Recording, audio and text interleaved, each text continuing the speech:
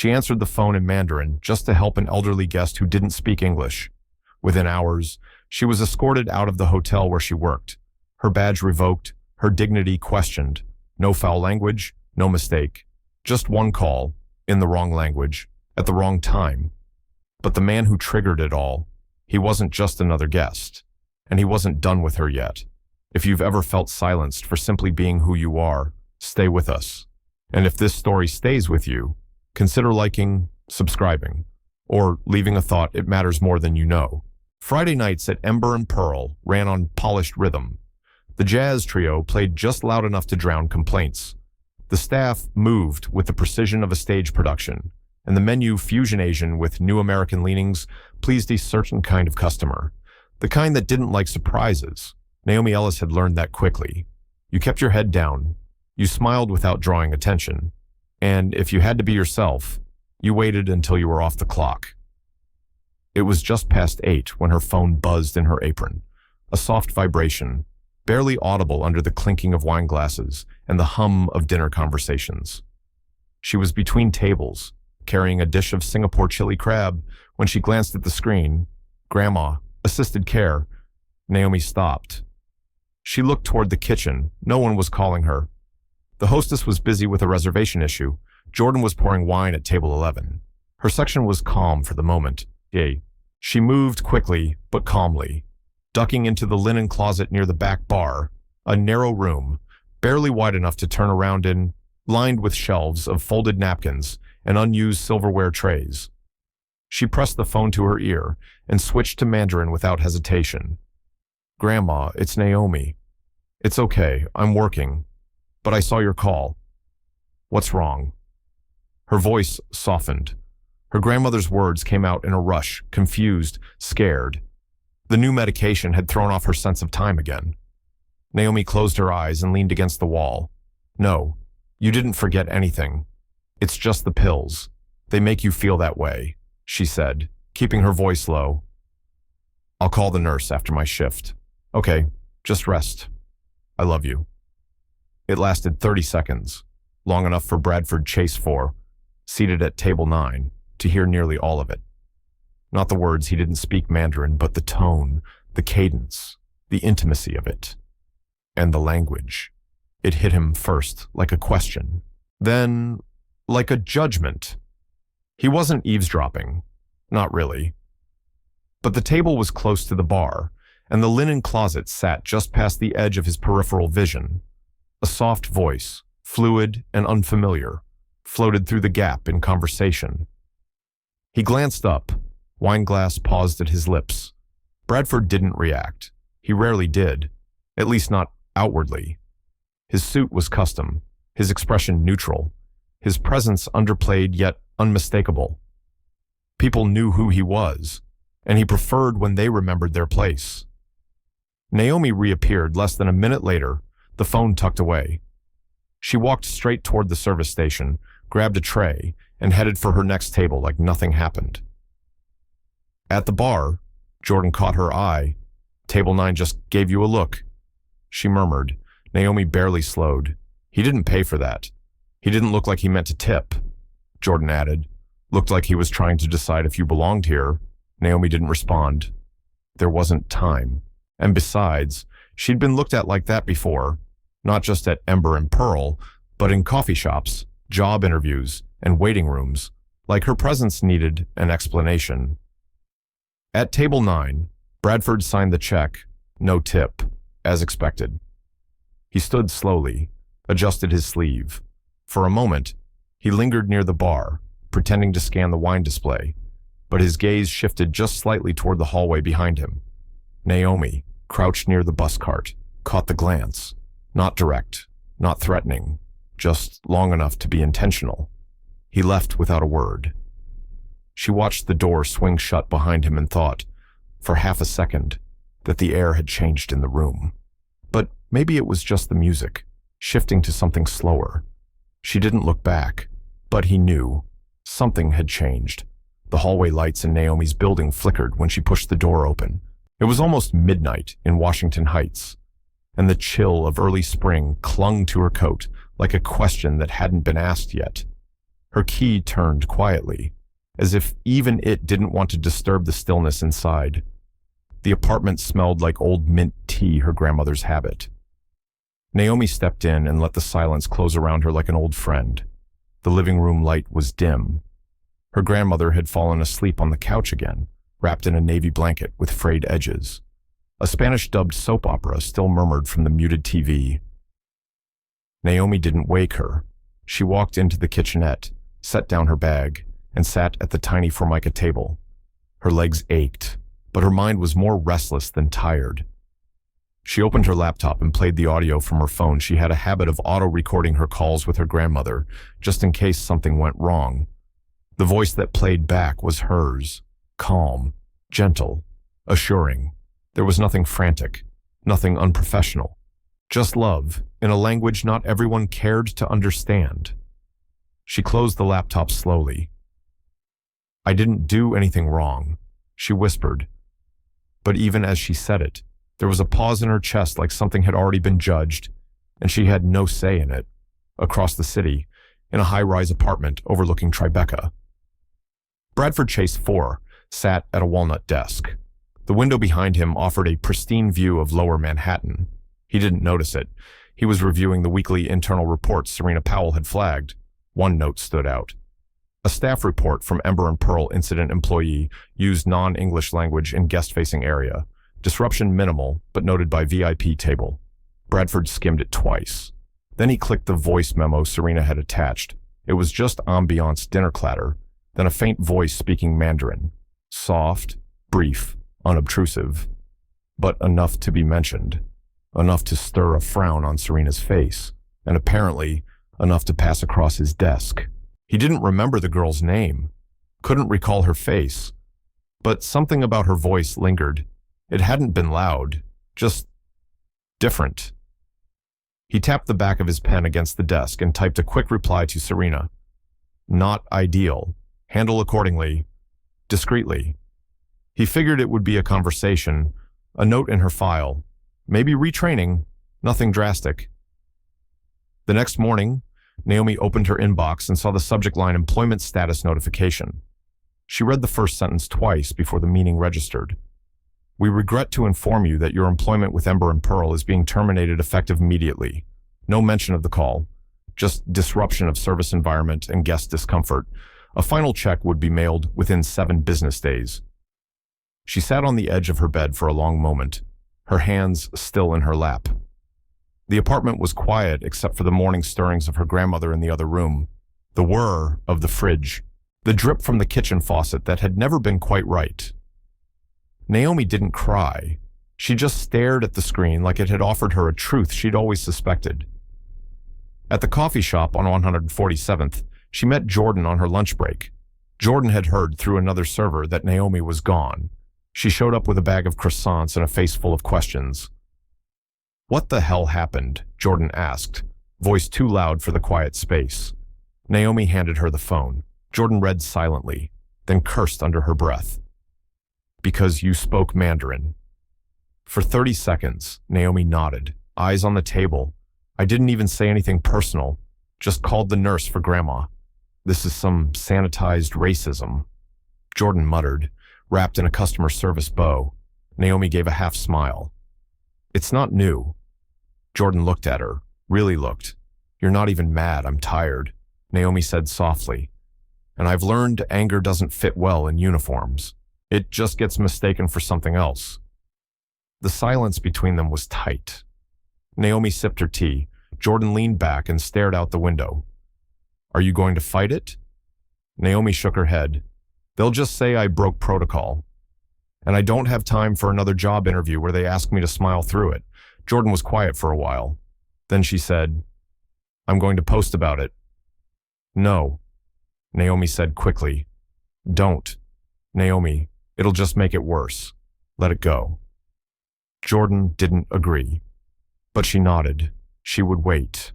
Watch. Decide later.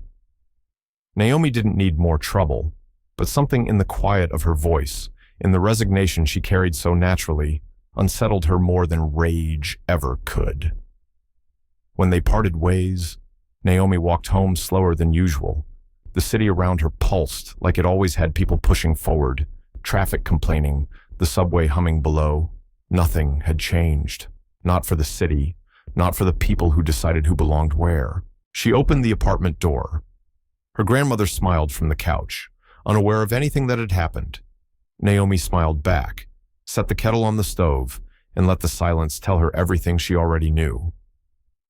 The bell above the bakery door chimed with a hollow clang as Naomi pushed her mop across the checkered tile floor. It was Tuesday afternoon, and the street outside East 6th was unusually quiet. The bakery smelled like cinnamon and burnt glaze. She'd been working here for just over a week part-time, underpaid, and invisible. But it was a job, and that was something. The owner barely spoke to her, except to nod toward tasks. No tips, no staff meals, no customers who remembered her name. Still, Naomi took the late shifts. Fewer eyes, fewer questions, and enough time to feel like she didn't have to smile unless she wanted to. She had just finished wiping down the espresso machine when the door opened again. This time, it was Jordan. She wore her usual oversized coat and carried a brown paper bag and an expression Naomi already didn't trust. "I brought you a Danish," Jordan said, lifting the bag like a peace offering. "Peach, from that place in Chinatown you like." Naomi turned off the steam wand. "What did you do?" Jordan gave a half grin, then pulled out her phone. "Okay, so I wrote something. About Ember and Pearl. I didn't use your name, just the situation." Naomi's jaw tightened. "Jordan, wait. Just listen. I posted it in Service Workers United, the private group. It kind of blew up." Naomi wiped her hands and didn't say anything. Jordan tapped the screen and held it out. The headline read, "Fired for speaking Mandarin to her grandmother, a quiet kind of racism in our industry." She didn't need to read it. She knew the facts. She had lived them. 2,000 shares in 24 hours. Jordan said, "People are pissed." One woman from a Cantonese restaurant in Queens said her manager banned staff from speaking anything but English, even in the back. "It's hitting a nerve." Naomi took a breath. "I told you I didn't want to be involved." "I know, but you were erased. Like it didn't matter. I couldn't let that be the last word." Naomi sat down on the bench near the window. The mop still leaned awkwardly behind her. You think noise helps, but sometimes noise is what gets people hurt. Jordan sat across from her. "You weren't noisy.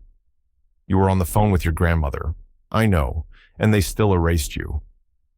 Naomi didn't reply. She folded the top of the paper bag and stared out the window. The sky was gray and heavy, like it hadn't made up its mind yet. She imagined for a second that no one was reading, that the thread would die, that the world would forget again just like before. Across town, in a sleek office at the Chase Holdings Midtown branch, Serena Powell checked her inbox between meetings. A message from the PR assistant flagged a reputation monitoring alert.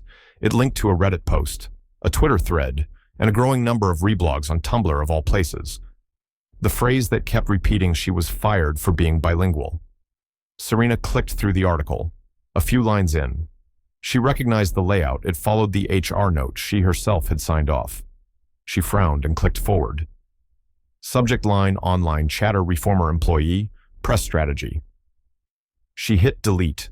No comment. She told her assistant later, "It'll pass." But that evening, something changed. A longtime customer, one of their high-profile members from the Upper West Side, sent a direct message to Serena's work email. It was brief, clipped, and loaded. Was this really the reason she was let go? "You know, our son speaks Mandarin. I'd like an explanation. No emojis. No smiley face." Serena leaned back in her chair and stared at the screen. She hadn't expected this to grow legs. Meanwhile, Naomi stood behind the bakery counter, watching the oven tick down. A young girl with a backpack entered and pointed at a tray of croissants. Naomi handed it over, rang her up, and gave a quiet, "Have a good day," without expecting a response. But the girl looked at her and said, "You're the one from the Post, aren't you?" Naomi froze. "I don't know what you're talking about." "I think it's really brave," the girl said softly. Then she left. Naomi stood there for a moment, her hand still on the register, heart beating slower than it should have. She turned to Jordan, who had lingered near the back. "This isn't quiet anymore." Jordan looked back at her, eyes steady. "Good." Naomi didn't say it out loud, but something inside her shifted like a breath she'd been holding had finally begun to release. Bradford sat behind the smoked glass desk on the 28th floor of Chase Holdings, overlooking Midtown Manhattan. The office was quiet, save for the soft hum of central air and the occasional clicking of his mouse. On the screen, his inbox flickered with alerts: 3 flagged articles, 2 internal threads, and 1 external message, forwarded from PR. All of them were about the same thing. He clicked the first link. It opened to a grainy video posted on social media, already circulating fast. The caption read, "Fired for 30 seconds of compassion in Mandarin." The clip had been edited from security footage inside Ember and Pearl. It showed Naomi stepping into the linen closet, holding a phone to her ear, and emerging less than a minute later. The audio was faint, barely distinguishable through the overlay of commentary, but the call was there, her voice, calm and measured, speaking to her grandmother. Bradford leaned forward and plugged in his headphones. He listened once, then twice more.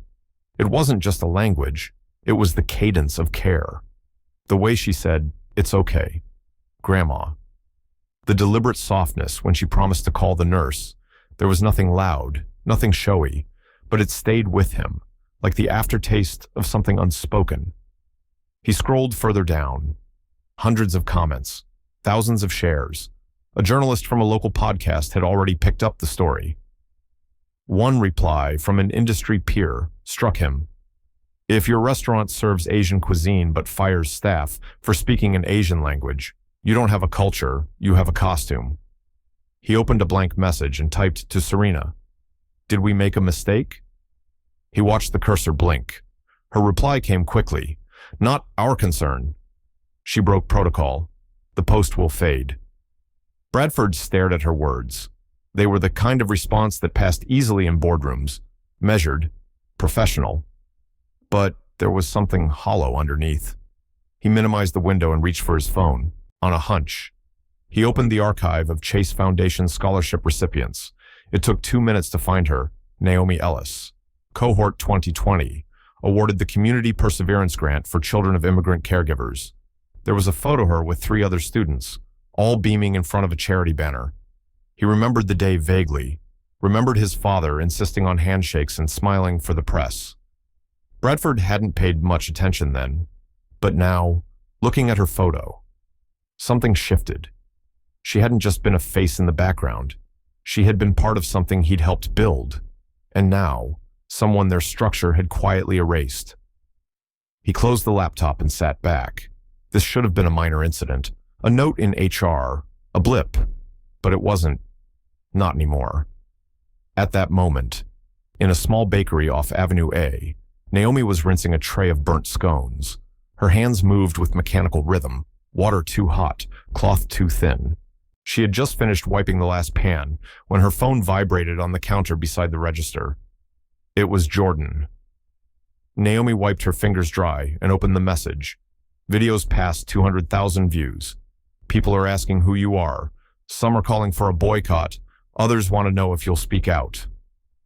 Below the text was a screenshot, her face frozen in motion from the grainy footage, brows drawn, phone at her ear. Naomi stared at it for a while. She didn't feel famous, or brave, or prepared. All she felt was the quiet burn of being seen when she hadn't asked to be. She set the phone down without replying. In her chest, something small stirred. Not anger, not fear, something else.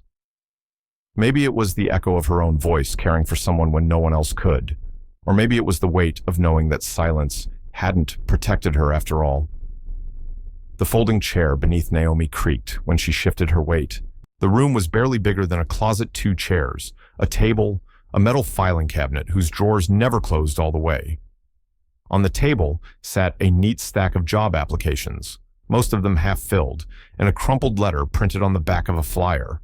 Jordan had handed it to her that morning with quiet urgency. Naomi smoothed out the page again and reread the last paragraph. It was from someone anonymous, posted under a pseudonym in the growing online thread. She got fired for speaking Mandarin to her grandmother. I did the same once, but no one batted an eye, maybe because I'm white. She traced the sentence with her thumb, not to reread it, but to hold the weight of its truth. She didn't know what to do with that kind of acknowledgement. It felt too late and too distant, but it was something. And in the quiet of that Harlem legal aid office, even something mattered. Across the table, a volunteer lawyer flipped through her paperwork. You could file for wrongful termination, she offered gently, but we'd need direct proof of discriminatory intent, not just impact. Naomi smiled, soft and tired. Intent is easy to deny. Impact's the part that sticks. The woman nodded. She didn't push. That afternoon, Jordan convinced Naomi to join her at a fundraising mixer hosted by a local service workers coalition. Naomi hesitated. I'm not a face for anything, she said. Jordan just replied, you don't have to be. Just be there.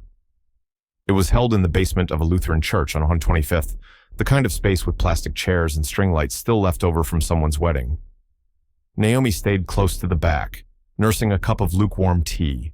People milled about restaurant servers, bartenders, custodians, baristas. The crowd looked tired, but they were smiling.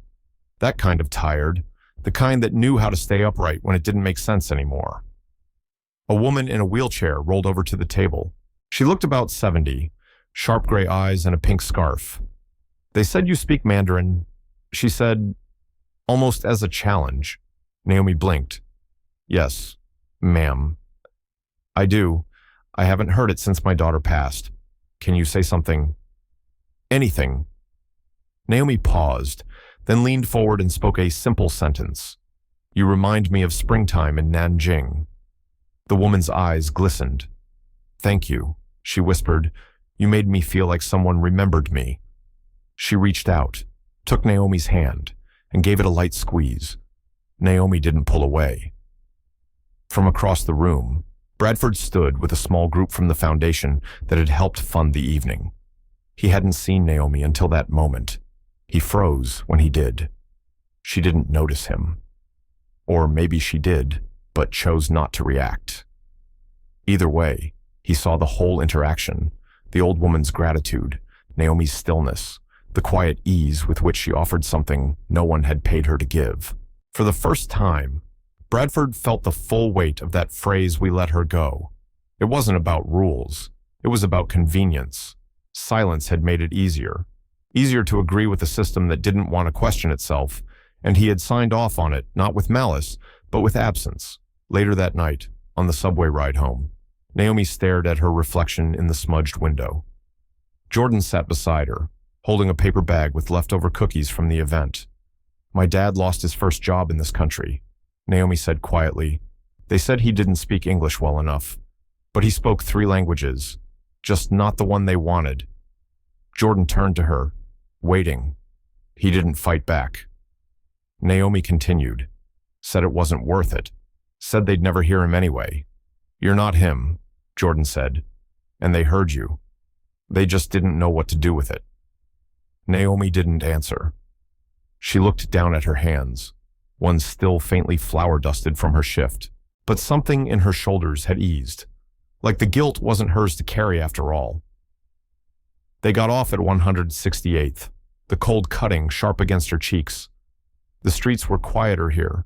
No buzz of headlines, no digital outrage, just the sound of footsteps echoing between buildings that didn't care what language you whispered to your grandmother. The invitation came on a rainy Wednesday. Naomi was packing boxes of unsold pastries at the bakery when Jordan walked in holding an umbrella in one hand and her phone in the other. Her eyes were glowing in a way that immediately made Naomi nervous. You got picked, Jordan said, wiping water from her jacket. They want you to interpret at the district's cultural food showcase next week. Naomi frowned. Picked for what? Jordan handed her the phone. An email was open, an official message from the Brooklyn Borough President's office. We'd like to invite Ms. Naomi Ellis to serve as a community interpreter at the Brooklyn Public Library Culinary Heritage Day. Naomi blinked at it, confused. I didn't apply. I submitted your name, Jordan said calmly. There's no money in it, but they wanted someone who actually lives the language, not just someone with a certificate. Naomi's instinct was to say no. I'm not a professional interpreter. I don't even have training. You have something more important, Jordan replied. You use language to make people feel human again. That's rare. Naomi looked away. The compliment felt like too much, or maybe it touched something she hadn't let herself believe. The event was set in the main atrium of the Brooklyn Public Library, beneath high arched ceilings and rows of folding chairs set in a soft semicircle. A small stage was framed with fabric banners in a dozen languages, each one bearing the same phrase, "Food is a memory you can taste." Each speaker was invited to share a dish from their heritage and tell its story. Naomi's role was simple: stand beside them, listen, and translate their stories into English as naturally as she could. She wore a plain navy dress and tied her curls back. Jordan was nearby, helping coordinate volunteers. Naomi's hands were cold but steady. When Mrs. Chen stepped up to the microphone, an elderly woman from Sunset Park who'd brought a tray of sticky rice cakes wrapped in banana leaves, Naomi moved beside her with a quiet nod. Mrs. Chen's voice wavered as she spoke in Shanghainese accented Mandarin. Naomi listened, then turned to the audience and said, "She says she makes this dish every year on the day her husband passed, because it's the only way she still hears his voice in the kitchen." The room quieted. Only the sound of raindrops tapping softly on the high library windows filled the space. Mrs. Chen smiled through tears. "He used to call me his little light." Naomi repeated the phrase. Her voice didn't tremble, but her eyes stung. She translated every word, every pause, every fragment of memory with care, as if they belonged to her too. When it ended, the audience stood and clapped, not for spectacle, but for something that had quietly stitched itself into the room. Afterward, Naomi helped fold the chairs and clean the tables. She was putting away napkins near the back of the hall when a familiar voice stopped her. "I didn't know it was you. That day at the restaurant." She turned. Bradford stood a few feet away. No entourage, no performance, just a man in a dark jacket, eyes softer than she remembered. Naomi didn't blink. "But you knew it was a person." "Right." Her voice was calm, not sharp, but it hit him harder than anything louder could have. Bradford didn't answer right away. He looked down for a second, then met her gaze again. "I heard a language I didn't understand, and I let someone tell me that made it wrong." Naomi didn't move. She waited. "I didn't ask who you were," he said. "I didn't ask why." She studied his face. "You didn't have to ask. You just had to notice." For a moment, neither of them spoke. The lights above the stage were being shut off one by one. In the dimming space, it felt like they were the only two people still holding something unspoken between them. Bradford started to say something else, but stopped himself. Instead, he offered a simple, "Thank you for translating today." Naomi gave a small nod. Not of agreement, not of forgiveness, just acknowledgement. And when he turned to leave, she didn't call him back, but she watched because this time she knew he wouldn't forget what she'd said. The boardroom was quiet in that too clean way, like everything had been wiped down a few minutes before someone said something no one wanted to hear. Serena Powell stood near the head of the table, a copy of the latest reservation reports projected behind her, red lines, arrows down, numbers that made executives shift in their seats. 30% drop in reservations at Midtown alone, she said, voice clipped. 3 private events canceled. 2 corporate clients requesting clarification on our language policy. She let that sit before clicking again. The head chef at our Seattle location resigned this morning. He cited personal reasons, but his goodbye post quoted the Naomi Ellis story word for word. Someone to her right muttered, "This is spiraling." Bradford sat across the room, hands folded, saying nothing. He wasn't looking at the data. He already knew what it meant. He had seen the comment sections, read the threads, the editorials with titles like "Silence in Hospitality is the New Violence." Still, he hadn't spoken. Not here. Not yet. "We need a strategy," Serena continued. We either issue a general statement about respecting all backgrounds or we say nothing and ride this out. She looked directly at Bradford. He said nothing. That night, as the city softened under early spring air, Bradford sat in his car outside a brownstone in Harlem, typing a message. He read it twice before hitting send. Would she even respond? The reply came 30 minutes later. One line, a place, a time. Riverside Park, 7:45 p.m. He walked there instead of driving. Maybe he needed the silence between streetlights. Maybe he needed to know if his feet still knew how to carry him somewhere that wasn't a boardroom. Naomi was already on the bench when he arrived. She wore a dark jacket, hood up, not closed off, just prepared. He approached without speaking and sat a short distance away, leaving space between them. In his hands were 2 paper cups of tea. He placed one on the bench between them. She didn't reach for it. I didn't know how to start this, Bradford admitted after a moment. Naomi looked ahead, eyes on the slow-moving Hudson. You already did, when you didn't say anything. He nodded slowly. I thought it wasn't a big deal. 30 seconds of language. I'd heard worse in a week. She turned slightly toward him. That's the problem. You think small things don't leave bruises. Bradford looked down. I'm not here to fix it all. I know I can't. She didn't interrupt. I just wanted to face it, he said. Face you. Naomi let the words hang. Then she spoke, her tone even. I grew up counting the small things. Every time a teacher skipped my name because it was hard to pronounce. Every cashier who looked at my grandmother like she was noise. Every job interview where they said, we'll call you. And didn't. Those things stack. He exhaled, and I've built a life where I never had to see that stack. She finally looked at him. Her voice was quieter now. So when someone like me loses something, you think it's just one thing. But to me, it's the thing. It's the thread that pulls out everything I've been holding together. Bradford said nothing. The tea sat untouched between them, slowly losing heat. I'm not asking you to fix it, Naomi said. But if you're going to stand beside people, you have to stop pretending you don't cast shadows. He closed his eyes for a second. Not from pain, from clarity. If I wanted to change something, he said softly, where would I start? Naomi didn't answer right away. She glanced up at the lamppost nearby, where moths hovered like they didn't know where to land. I don't know, she said. But maybe the beginning isn't in a press statement.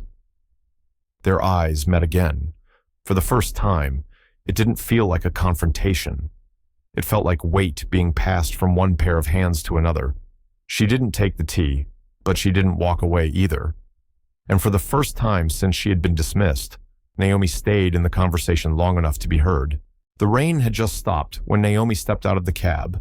The damp pavement outside the Museum of Chinese in America glowing under street lamps like polished stone. A valet in a fitted black coat opened the door. She nodded a quiet thanks, pulling her shawl closer. Inside, the gala was already in full swing. Crystal glasses clinked. A jazz trio played near the back wall, and soft laughter floated between clusters of finely dressed donors. The ceiling was draped in crimson fabric, golden lanterns casting warm shadows over curated exhibits, artifacts of migration, survival, and pride. Naomi paused at the entrance, just long enough for her breath to catch.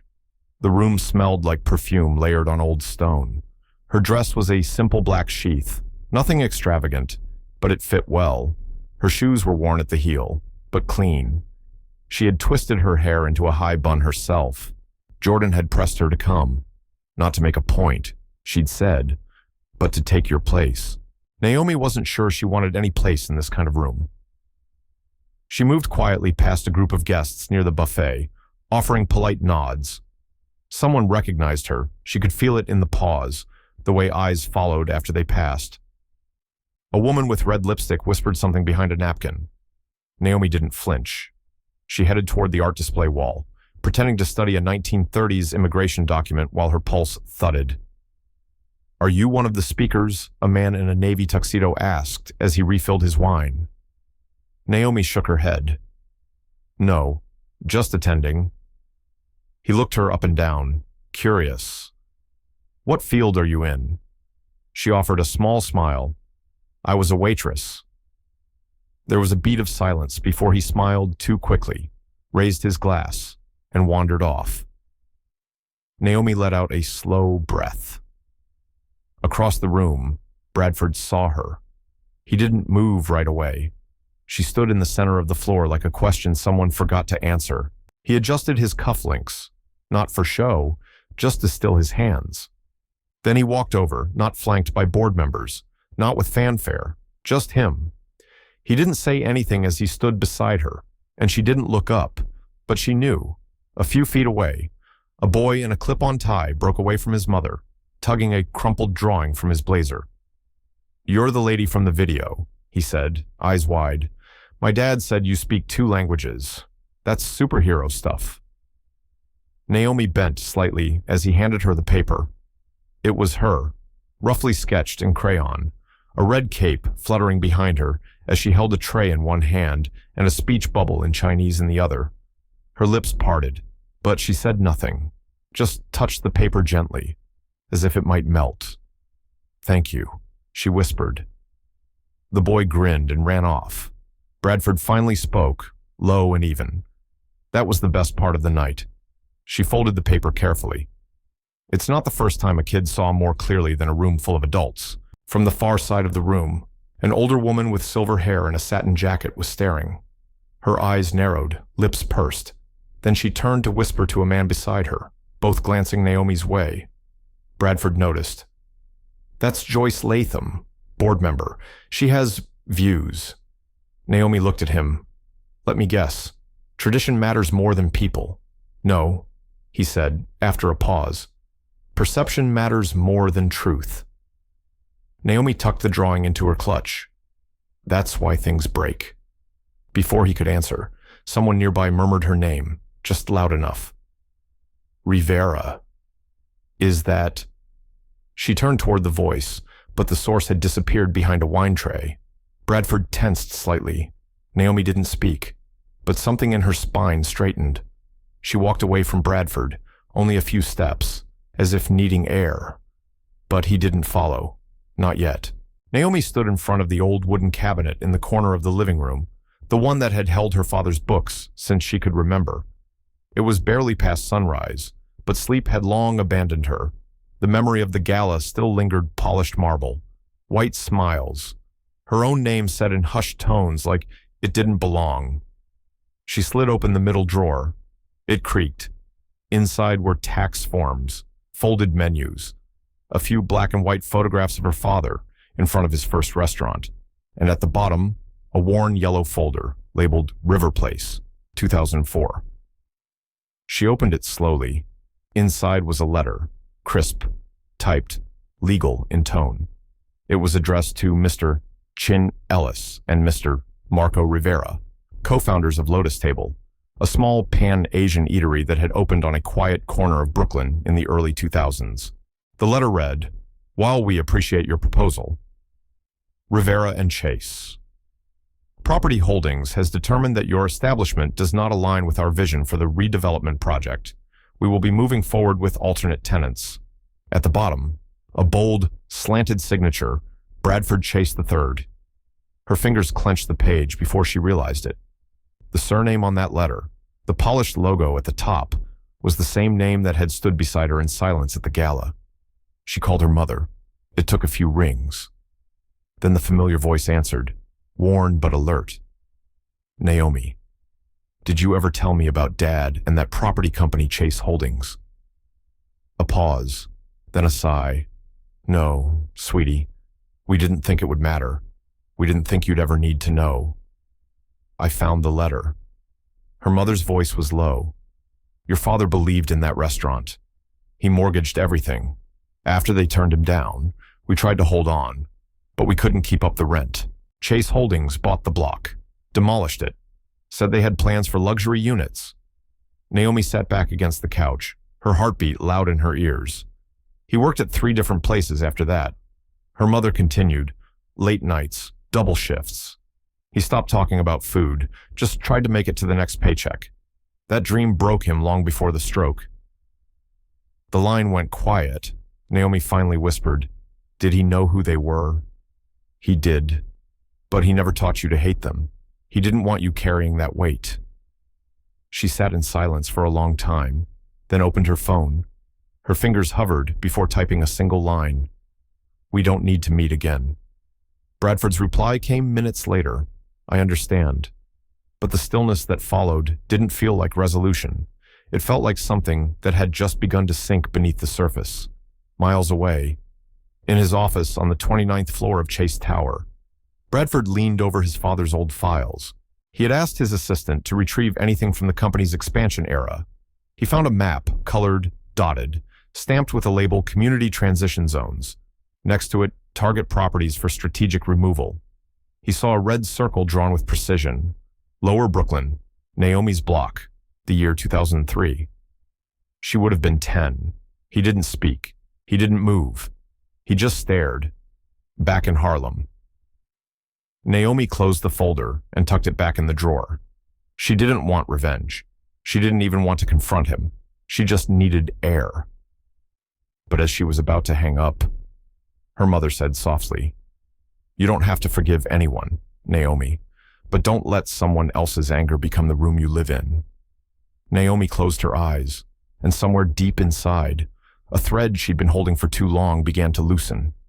Naomi didn't reply to his message, not after that night, not after the letter. But inside her, a quieter conversation continued, one with no punctuation, just breath between the questions. She didn't owe him anything. Still, something lingered like steam from bread, pulled fresh from the oven. Warm, confusing, real. Each morning, she tied on her apron at the bakery on East 9th. She worked in silence, folding batter, wiping trays, avoiding the news cycle that still occasionally whispered her name. The bakery's owner didn't ask about her past. Naomi was grateful for that. In the back of her mind, she thought of the community college near the Bronx. She had printed an application weeks ago, folded it into quarters, then left it untouched on her kitchen counter. But when her mother collapsed one morning, clutching her chest, everything else went quiet. Naomi rushed her to the emergency room. Hours passed between beeping monitors and nurses checking vitals. At the billing desk, the answer came flat. Your insurance only covers part of the tests. You'll need to decide which procedures to prioritize. Naomi stood there, numb. She didn't cry. She didn't yell. She just stared down at the form in her hand, something in her folding inwards, then hardening like old sugar. 1 week later, her mother received a letter at home. It came in an envelope without a return address. Inside was a single page, just one line typed above, a carbon-copied receipt from the hospital. This should have been covered. It is now. At the bottom, B, C, E, fee. Her mother didn't ask questions, just held Naomi's hand, her eyes soft. Naomi nodded once. She didn't smile, but her shoulders dropped, just slightly. It wasn't an apology, but it was something. Meanwhile, on the 28th floor of the Chase Holdings Tower, Bradford sat in a smaller office than the one his father had once occupied. He had made it his own, no family portraits, no plaques, just a whiteboard scribbled with notes, names of chefs, neighborhoods, timelines. He called each person personally. Not to explain, not to repair anything in words, just to offer. Some had never heard of him. Some hung up, but others listened. And when he offered funding to rebuild kitchens, open workshops, teach again, they said yes. No cameras, no statements. Just knives sharpened again, stoves lit. Bradford paid out of his personal trust. His board didn't question it. They thought it was branding. But Bradford never mentioned Naomi. Then, a small package arrived at the bakery for her, wrapped in brown paper, string tied neatly. Inside was a hand-stitched cloth, the kind Naomi remembered from her grandmother's sewing basket. Soft embroidery in the corner read, "Words are not always allowed to be true." It came with no card, but Naomi knew. She folded it carefully and placed it beside the folded college application. That night, she opened her email. A message waited from an address she didn't recognize, Brooklyn Heritage Food Org. We're building a program called Mother's Tongue Kitchen. teaching traditional dishes in native languages to preserve immigrant food culture. We believe you'd be the right person to help us lead it." Naomi stared at the screen. Her hands hovered over the keys, then settled into her lap, because in that moment, something bigger than silence had begun to speak. The community kitchen still smelled faintly of bleach and fresh paint. Naomi stood beneath the flickering overhead lights, adjusting the strings of her apron with hands that wouldn't quite stop trembling. Behind her, the stovetops buzzed gently, waiting for heat. In front of her, a semicircle of women sat on folding chairs, their faces lined with stories told in many tongues: Tagalog, Spanish, Mandarin, Bengali. No one here asked where she had worked before. They came for recipes, for belonging. She cleared her throat. "Today we'll start with scallion pancakes," she said. "In Mandarin, we call them Kong Yu Bing. It means—" She paused, then smiled. "Well, it means home." The class began, flour dusting her hands, oil hissing in the pan, quiet murmurs of instruction weaving through accents and memories. Naomi moved slowly at first, but her voice grew steadier with each turn of the dough. She didn't need a podium, just space. Midway through the session, the door at the back opened. Bradford entered, carrying 2 cardboard trays, one with ice water bottles, one with warm loaves wrapped in linen. He didn't say anything, didn't look around. He placed the trays on the table near the window and stepped aside. Naomi caught the movement out of the corner of her eye. She didn't flinch, didn't pretend not to see. During the break, they stood side by side in the hallway outside the kitchen. The air smelled of coriander and warm oil. "I looked through every file," Bradford said quietly. "The projects my father approved, the ones he buried. He didn't believe in compromise, just control. I thought I was different, but maybe I was just quieter than he was." Naomi didn't respond right away. Her fingers tugged gently at a loose thread near her wrist. She kept her eyes on the mural across the hall, a painting of hands holding spoons, all skin tones and sizes, passing bowls down a table. "Being different isn't about how loud you speak," she said. "It's about who you stand beside when it matters." He nodded. "I'm not asking to be forgiven. I just didn't want to keep pretending the inheritance wasn't mine to answer for." For the first time since that rooftop conversation weeks ago, Naomi looked him full in the face, not as a man from a tower in Midtown, not as the surname that had once folded her father's restaurant into dust, just a person, one who had broken things, one who was trying to rebuild, not with explanations, but with bricks. "I'm not ready to forget," she said. Her voice was even. "But I don't want to carry the memory of you as someone I have to keep walking away from." In the classroom behind them, someone called her name. Naomi glanced back through the doorway, then turned to him once more. He didn't speak, but he stepped aside, just enough, like someone learning the difference between leading and walking beside. The kitchen no longer smelled of hesitation.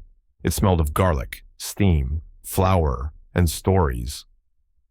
Within 4 weeks, Mother Tongue Kitchen had gone from a quiet pilot to a hum of community energy. Reporters from NY1 filmed a segment. A bilingual Asian American paper ran a feature with a photo of Naomi smiling, ladle in hand, behind a row of steaming bowls. The cabinet still creaked. The walls still had scuff marks from the carts. But the space felt full, alive. Mothers began bringing their children. Children began bringing their words. At the beginning of one Saturday class, a boy who usually stayed quiet raised his hand. "Can we say the names in both languages?" he asked. Naomi nodded, warmth rising to her cheeks. "You can say them in all the languages you know." And they did. One dish might have 3 names, each carrying a different note of home. Nobody asked which one was correct. Bradford kept showing up, not daily, not loudly. He delivered new aprons, covered the utility bills, helped drill a new shelf in the pantry. He never spoke from the center of the room, just worked near the edges, refilling paper towel dispensers, changing out faulty bulbs. A few of the volunteers called him the guy who fixes stuff.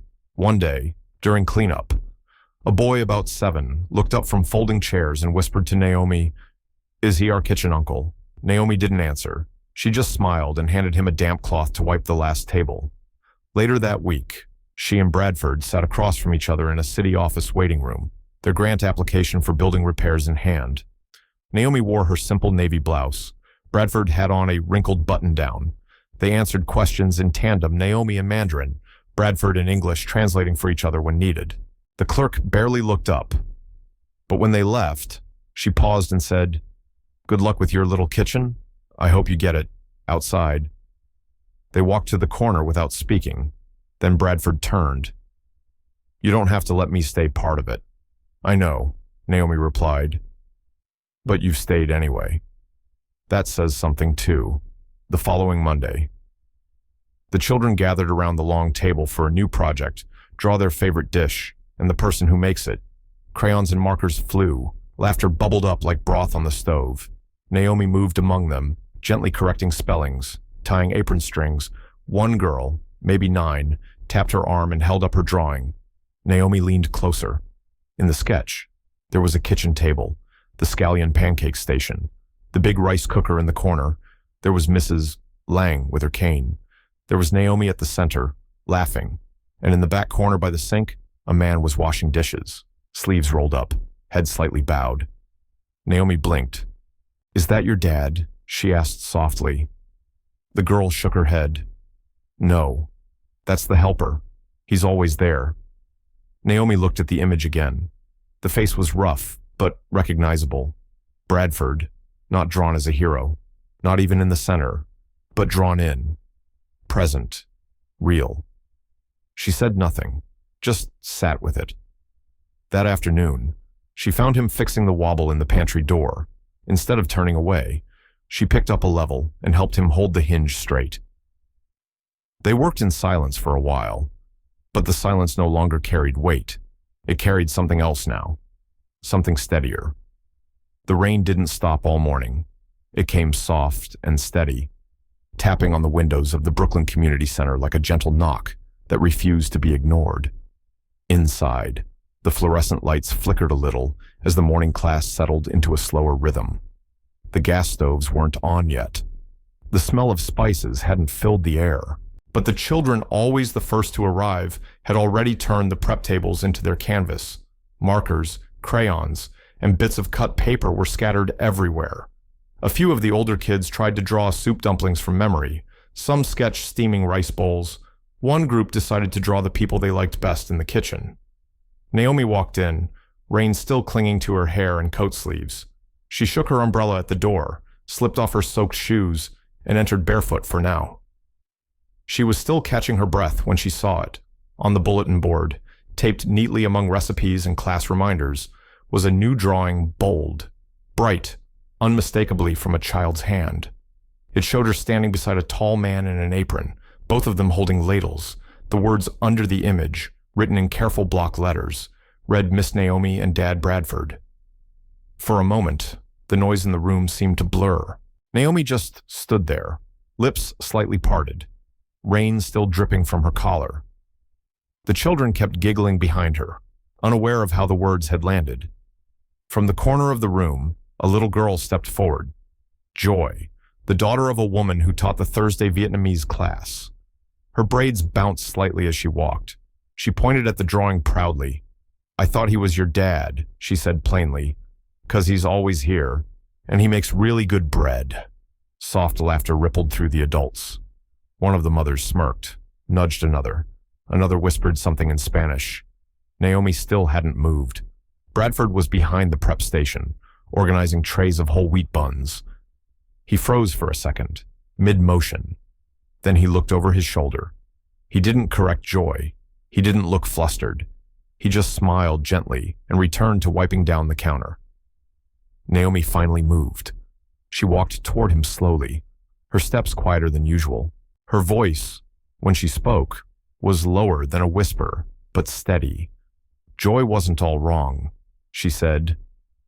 Bradford looked up, brows raised, just slightly in question. "I mean," Naomi paused, her hands resting on the edge of the sink. "I don't know when it changed for me. Maybe the day you stopped trying to fix it with words." His gaze softened, but he didn't move closer. He didn't speak. He just waited. And Naomi, instead of pulling away or retreating, sat down beside him. There was an empty pan and a stack of parchment sheets on the table. She picked one up and helped him line the tray. They didn't talk for a while, but the silence wasn't empty. It was filled with the sound of paper being smoothed, the quiet rhythm of shared work. Later, after the class ended and the children had filed out, Joy's drawing was still there, taped to the wall, fluttering slightly from a draft near the hallway. No one had taken it down. No one asked to. And sometimes, that was all it took for something to begin to feel real. The storm that had been circling the edges of their efforts finally arrived not in the form of protests or press, but behind closed doors, polished shoes on marble floors, voices trimmed sharp as glass. The boardroom on the 37th floor of Chase Holdings was glass-walled, overlooking a city that had forgotten how many names had been buried under its skyline. Bradford sat near the center. The meeting had been called under the pretense of quarterly adjustments, but everyone knew why they were really there. At the end of the long table, a man with silver hair and a green silk tie cleared his throat. "We've reviewed the segment proposal from NBC. They want to cover this cooking initiative in Brooklyn." He didn't use the name. Another board member leaned forward, tapping a pen. "It's commendable, but attaching it publicly to the Chase brand, especially with last year's press, it's unwise." A woman 2 seats down spoke next. "It sends mixed signals. Philanthropy is one thing. Reviving past controversies is another."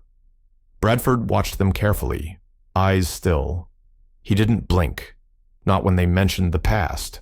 Not when they leaned on the word scandal, like it was a polite alternative to consequence. Then Serena Powell spoke. Her tone was firm, calculated. "Bradford, you've invested time and reputation.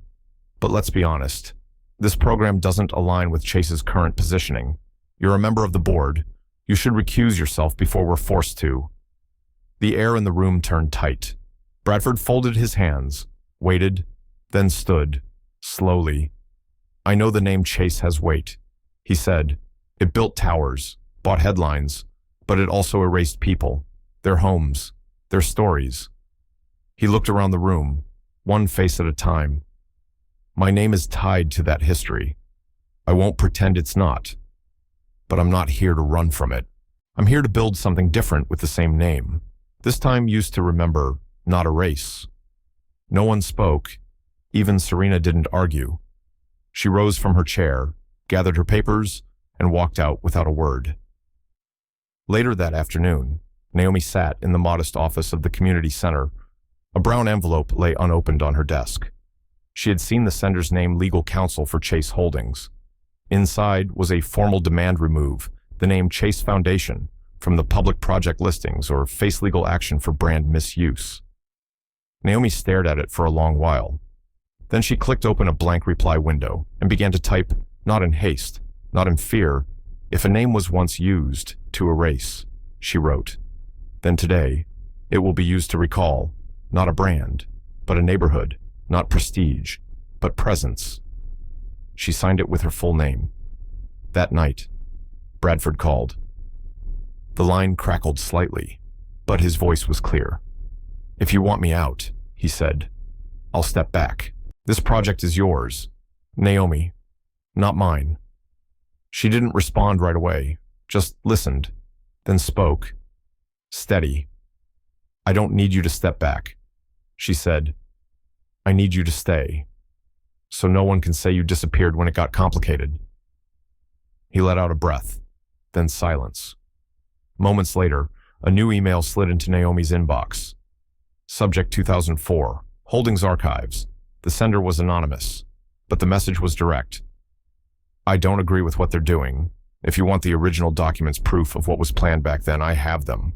She didn't open the attachment yet, just stared at the subject line and realized a name could carry shame, but it could also carry truth.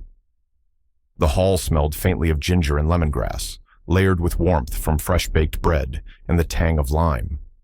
The taste of home exhibition had no red carpet, no sponsor banners, no stage, just folding tables covered in handmade cloths, hand-drawn signs, and trays of dishes made with memory more than money. It was the kind of space that welcomed you by accident until you realized you'd been looking for it all along. At the far end of the room stood a single wall of exposed brick, uneven, cracked in places, rough with mortar. It didn't match the freshly painted surroundings. That was the point. Naomi had insisted on it.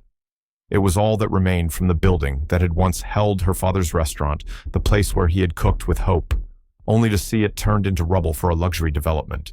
They'd salvaged part of the original wall during a demolition on another site reclaimed, not for protest, but as proof. Beside it, a laminated sign read, "What we don't preserve, someone will rewrite." Naomi didn't stand on a platform or hold a microphone. She moved quietly from table to table, guiding guests to the children's drawings, the handwritten recipes, the photos taped loosely to the walls. She spoke softly in English and Mandarin, and sometimes let the students translate for her. Let their voices fill the space. That, too, was part of what had been taken and was now being returned. Bradford stood in the back. No one introduced him. No one needed to. He wore a plain button-down, sleeves rolled like he'd just helped move boxes in from the rain. He didn't take photos. He didn't make speeches. Instead, he approached the brick wall. Naomi saw him from across the room, pausing mid-sentence with a child who was explaining her mother's dish from Oaxaca. Bradford didn't look for her. He didn't know she was watching. He just placed his hand gently on the wall and stood still. Not like a man admiring something, but like someone confessing. He touched the stone not to erase what it stood for, but to carry it, and not walk away from it again. An older Vietnamese man, wearing a faded jacket and a calm gaze, turned to Naomi near the photo wall. "They used to hang signs that told us not to speak our language," he said. "Now my grandson teaches me how to say herbs in Vietnamese again. That's because of you." Naomi gave a small smile, but her grip on her sleeve tightened. Sometimes gratitude came not in applause, but in a sentence that a whole generation had never been allowed to say. Later that evening, a film crew from NBC arrived. They were understated, respectful. A woman reporter asked for a few words on camera. Naomi stood near the wall and gave them one sentence, her voice even, her posture calm. "Silence doesn't protect you," she said. "It only gives others the power to erase you quietly." She didn't elaborate, didn't smile for the camera, just nodded once, and walked back into the room where 3 children were laughing over who had spilled soy sauce. Bradford, standing by the wall, met her eyes, not with a look that asked for anything, but with the stillness of someone who'd learned that some of the most important things we keep, we don't rebuild. We remember. The air smelled like cinnamon and rain, the kind of morning that made the tiles feel colder than usual beneath your soles. Naomi moved through the quiet community kitchen, wiping down counters, adjusting trays, checking the rice cooker without turning it on. Routine, but not hollow. The silence wasn't emptiness. It was a kind of breathing. Outside, the last of the maple leaves fluttered from the trees lining the sidewalk. A few kids burst in early, their sneakers squeaking on the linoleum. One of them, a girl with a gap-toothed grin and hair in mismatched braids, called out, "Ms. Naomi." "There's someone at the door." Naomi wiped her hands on her apron and walked out to the entrance. There he stood, Bradford, in a soft blue shirt and flour-dusted apron, holding a small box wrapped in brown paper. His hair was messier than she'd seen it before. His expression wasn't nervous, just quiet, like someone who'd stopped rehearsing. He didn't hand her flowers, didn't hold a speech, just extended the box. Inside, cushioned by a cloth napkin, was a small clay figurine, a teacher holding a spoon in one hand and resting the other gently on a child's shoulder. On the base, etched in both English and Mandarin, were the words, "Language is the first place we belong." Naomi stared at it. The glaze was cracked in one spot, probably from being fired too hot. It didn't matter. Her fingers traced the shape. It looked like her, but also like every woman who had taught without being asked to. When she looked up, Bradford didn't say, "I love you." He said, "I'm staying," not as a declaration, as a decision. She didn't cry, she didn't nod, but something in her face softened, like wet clay meeting warm hands. Behind her, More students had filtered in. One of them, Little Joy, handed Bradford a towel she'd been embroidering for weeks. His name was spelled wrong, to Mr. Bradfoot. It read, in pink thread that looped and tangled like a kid trying their best. Everyone laughed. Naomi laughed too. Not loudly, but fully. In the corner, the same old drawing still hung. Ms. Naomi and Daddy Bradford. No one had taken it down. It had become part of the room now. A background truth. Never confirmed. Never denied. Later that day, while organizing supplies in the back pantry, Naomi found a worn loaf tin. Inside it, nestled beneath old recipe cards, was an envelope. Her name wasn't on it, but she knew the handwriting. Her father's. The letter was dated months before his death. It was addressed to Mr. Chase. If you don't invest, it read, I'll still teach my daughter to live with honor, to speak her language, even if the world chooses to go silent.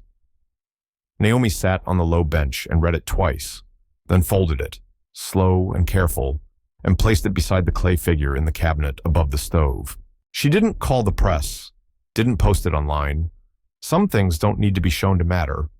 Later that week, when someone asked who started the project, a student simply answered, she did. Not for credit, but because it was true. Bradford stayed through the end of class, washed dishes with the others, didn't look for Naomi once. He knew where she was. She was still Naomi. The woman who had stood alone long enough to know when someone beside her wasn't trying to fix her, but simply choosing not to leave. And that, finally, was enough. The old kitchen light still flickers every now and then like a breath catching in the throat before speaking. No one fixes it, maybe because some things don't need to be perfect to feel like home, and maybe that's the point. Some stories don't end with fanfare. They settle into rhythms, into rituals, into rooms filled with voices once forgotten. Not everything broken needs to be erased. Some things, if held with care, learn how to hold us back,